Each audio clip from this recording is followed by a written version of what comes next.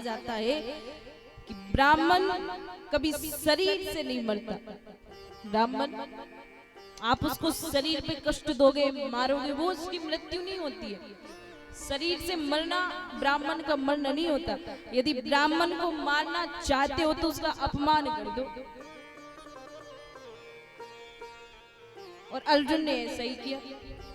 ब्राह्मण का अपमान हो गया, समझो ब्राह्मण मर गया, वो फिर उसको जीवित रहना ही नहीं चाहिए। अभी देखो ये शास्त्रों की बात है, लेकिन आजकल तो ये सब नहीं देखने को मिलता।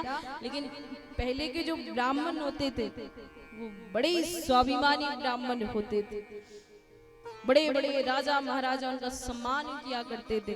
यदि किसी ने उनका अपमान कर दिया तो वो अपने हाथों से सर काट लेते थे, फिर वो जीवित नहीं रहते थे। अब ये तो आज के समय के ब्राह्मण है कि 4 गालियां भी दे दो तो सुन लेते हैं। तो कहा गया कि ब्राह्मण का अपमान हो गया, समझो मर गया, उसको शरीर से मारने की आवश्यकता नहीं है। अब देखो अपमान कर दिया तो ब्राह्मण भी मर गया और ब्रह्म हत्या भी नहीं लगी। तो अर्जुन ने लात मारी, अश्वत्थामा को धक्का देकर शिविर से बाहर फेंक दिया, आधा सर मोड़ दिया, भगा दिया उसे। अब जैसे ही अश्वत्थामा बाहर निकला तो इसको बड़ा क्रोध आया, अपमान सहन नहीं हुआ। इसने विचार किया कि अच्छा होता यदि अर्जुन हमें मार देता, इससे तो अच्छा होता कि अर्जुन हमें जान से मार देता। ये उसने ठीक नहीं किया। अब हमारे जीवित रहने का क्या फायदा, क्या करेंगे हम जीवित रह के? हमें जीवित नहीं छोड़ना चाहिए था। ये बहुत बड़ा अपराध उसने कर दिया। बहुत क्रोध आया और उसने ये प्रतिज्ञा कर ली कि इसने हमारा अपमान किया है, तो मैं भी अब प्रतिज्ञा करता हूँ कि अब तो इसके खानदान में एक को भी जीवित नहीं छोड़ूंगा। जो भी इसके कुल को आगे बढ़ाने वाला होगा उसको ढूंढ ढूंढ के मारूंगा। विचार करने लगा कि सारे तो मारे गए, अब कौन बचा, अब कौन बचा। ध्यान आया कि सब तो मर गए, लेकिन अभी भी अभिमन्यु की जो पत्नी उत्तरा है, अभिमन्यु तो मारे गए, लेकिन उनकी जो पत्नी उत्तरा थी वो गर्भ से गर्भवती है, और यदि उनका गर्भ नष्ट कर दिया जाए तो फिर इनके खानदान में कोई और नहीं बचेगा, तो उसको हमें मारना चाहिए। विचार करके उत्तरा के गर्भ में अश्वत्थामा ने ब्रह्मास्त्र चलाया। ब्रह्मास्त्र आ रहा था उत्तरा का गर्भ नष्ट करने के लिए। जैसे उत्तरा ने देखा कि ब्रह्मास्त्र आ रहा है हमारी तरफ, तो उसने भगवान को पुकारा, भगवान की शरण ग्रहण करी। उत्तरा जी किसी और के पास नहीं गई, क्योंकि वो पहले देख चुकी थी। जब द्रौपदी जी का चीरहरण हुआ था ना, तो द्रौपदी जी सबके पास गई थी, हमें बचा लो, हमें बचा लो, हमें बचा लो। 5 पति थे, लेकिन किसी ने भी उनकी रक्षा नहीं कर पाई।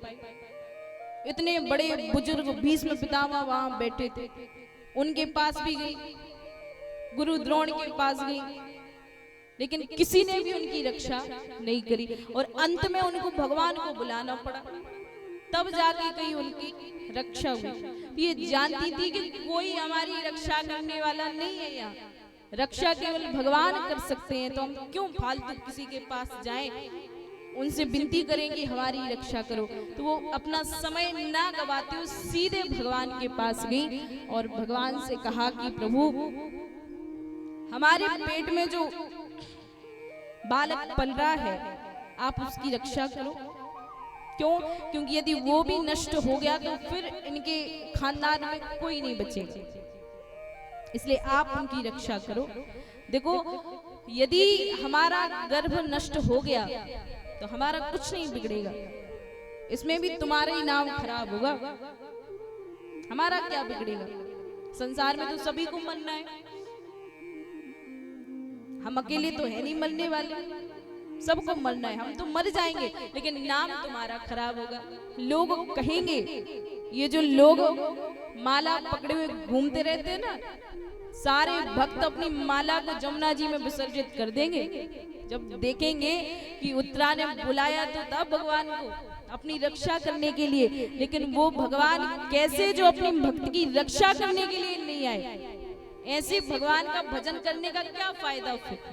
तो जितने भी ये माला कंठी पहनने वाले सब उतारेंगे और गंगा जी में विसर्जित कर देंगे, फिर कोई तुम्हारा भजन नहीं करेगा।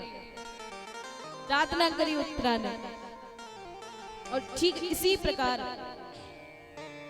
जब द्रौपदी जी का चीर हरण हो रहा था तो उन्होंने भी भगवान को कहा था कि प्रभु हमारा क्या जाएगा? अरे यदि तुम सोचो कि हमारा मान सम्मान चला जाएगा, हमारी इज्जत चली जाएगी, तो हमारा क्या सम्मान, हमारी क्या लज्जा, हमारा कुछ नहीं बिगड़ेगा, लाज तुम्हारी जाएगी। यदि हम वस्त्रहीन हो भी गए, चलो मान लो यदि हम वस्त्रहीन हो भी गए तो कौन सी बड़ी बात, हमारी लज्जा नहीं जाएगी। क्यों? क्योंकि हम जब संसार में आते हैं, जब हमारा जन्म होता है तो बिना ही वस्त्रों के पैदा होते हैं। हमको ये कपड़े लत्ते पहन के नहीं आए थे, ऊपर से बिना वस्त्रों के आए थे, बिना वस्त्रों के आए थे। और यदि बिना वस्त्रों के हो भी गए तो कौन सी बड़ी बात, हमारा कुछ नहीं बिगड़ेगा। लेकिन नाम तुम्हारा खराब होगा, इज्जत तो तुम्हारी जाएगी, लाज तो तुम्हारी जाएगी। तो प्रभु हे ठाकुर, यदि तुम्हें अपनी लाज बचानी हो तो हमारी रक्षा करो। हम आपसे ये नहीं कह रहे कि तुम हमारी रक्षा करो, यदि अपनी लाज प्यारी हो तो रक्षा करो हमारी। ठीक इसी प्रकार उत्तरा मैया कह रही, प्रभु यदि तुम अपना नाम खराब करना नहीं चाहते तो आओ हमारी रक्षा करो। और जब इस प्रकार प्रार्थना करी, उसी समय भगवान ने सूक्ष्म रूप धारण किया और छोटे से बन के उत्तरा मैया के गर्भ में प्रवेश किया, उस ब्रह्मास्त्र को नष्ट किया। और जो उत्तरा जी के गर्भ में जो जीव पल रहा था उसको भगवान ने दर्शन दिए। वो बालक कोई और नहीं, परीक्षित जी थे। परीक्षित जी किसके पुत्र हैं? उत्तरा जी के। तो राजर्षि परीक्षित गर्भ में थे। और परीक्षित महाराज ऐसे भक्त हैं कि बिना भजन करे, बिना संसार में आए, देखो भगवान के दर्शन इतने दुर्लभ हैं कि बड़े बड़े योगी तपस्वी, 101 सिद्ध महान संत हजारों वर्षों तक तपस्या करते तब जाके किसी बिल्ले को भगवान मिलते हैं।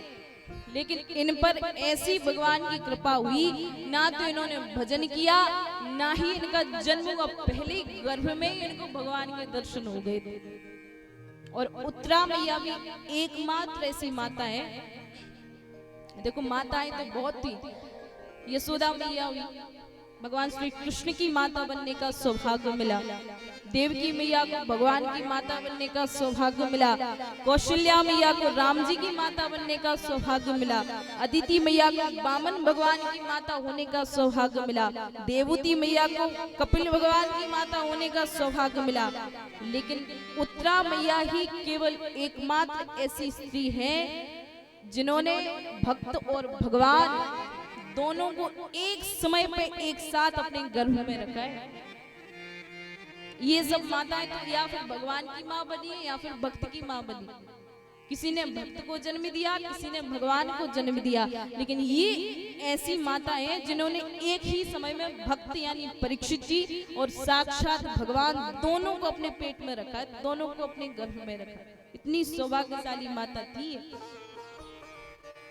भगवान गए, भगवान ने इनकी रक्षा की, भगवान बाहर आए, सारे कष्टों को दूर किया। और एक समय भगवान ने देखा कि अब समय आ रहा है, महाभारत का युद्ध हो चुका, अब हमें अपने घर जाना चाहिए, वापस द्वारका लौट जाना चाहिए। बड़े दिनों से यहाँ हस्तिनापुर में रह रहे हैं, अब यहाँ हमारा कोई काम नहीं। लेकिन जाने से पहले एक बार भीष्म पितामह से मिलके आते हैं। ये अभी भी जीवित थे, बाणों की सैया पर लेटे हुए थे। इच्छा मृत्यु का वरदान था इनको, लेकिन इच्छा मृत्यु का वरदान होने के बावजूद अभी भी इन्होंने प्राण नहीं त्यागे थे, जबकि कष्ट बहुत हो रहा था इनको। रक्त की एक बूंद भी इनके शरीर में नहीं बची थी, पूरा रक्त निकल गया, बाणों से पूरा शरीर छिदा हुआ है, लेकिन फिर भी प्राण नहीं त्याग रहे। क्यों? इनके मन में इच्छा थी कि जब भी मैं शरीर त्यागूं तो भगवान हमारे सामने खड़े हो, भगवान के सामने हम अपना शरीर त्यागना चाहते हैं। भगवान को समय ही नहीं मिला, भगवान तो यही हस्तिनापुर में उलझे रहे। लेकिन आज भगवान को याद आया कि उन पे भी हमें कृपा करनी है, तो पांडवों को लेकर भीष्म पितामह के पास गए।